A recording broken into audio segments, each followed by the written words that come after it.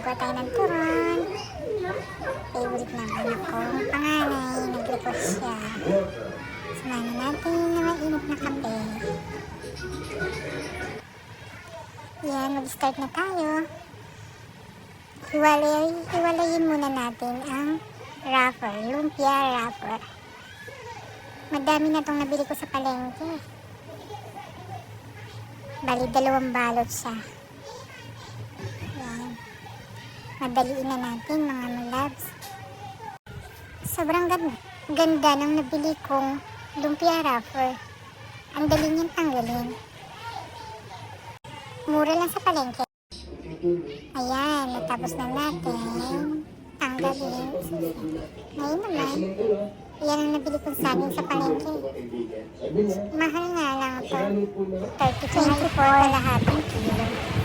50 ang kilo.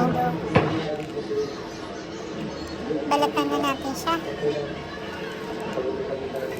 Balatan ko na ito. Kasi na sa amin ito. Dalawa lang nakapagasi pa ang anak ko. Sakto na ito sa amin ko. Pwede pang almusal bukas. Sobrang favorite ng panganay ko to. Gustong gusto niya ito lagi. Pag pupunta ko sa palengke, lagi nang sinasabi na, Mama, bilihan mo ako ng turon. Kaya ayan, gumawa na ako. Bilis na natin nila ang pangyayari. Ngayon naman, hihiwain ko na sa 4. Para marami talaga. Lalagyan ko siya ng sugar sa loob. Lalagyan natin ng sugar. Umpisahan na natin magbalot. Lagyan na muna natin ng asukal. Asukal. Then, lagyan na natin yung iniwa kong saging. Yan, saka natin balutin. Maliit lang yung ginawa ko. Parang lumpiang Shanghai lang. O diba? Parang hindi nakakasawa. Hindi nakakautak.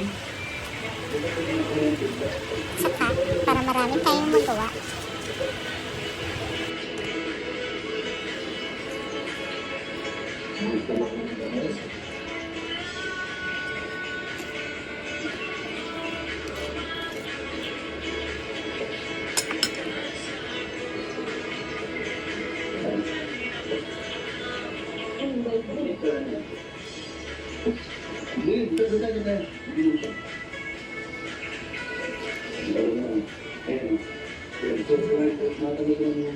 Kasi suka sobrang asin yan. Mayroon tayo pinta. Wala sa pagtimpla niya, wala ng suka.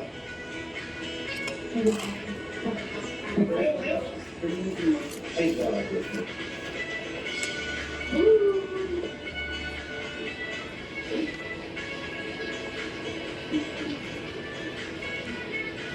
So, bakit kung sinabi ng pwede? Parang wala sa mga nakasa niya.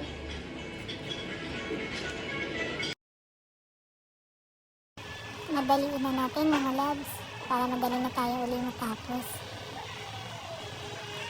Madami akong nagawa dito mga loves. Ayan. Ang sarap. Sabi sa inyo, marami akong magagawa nito. Isa na natin magprito.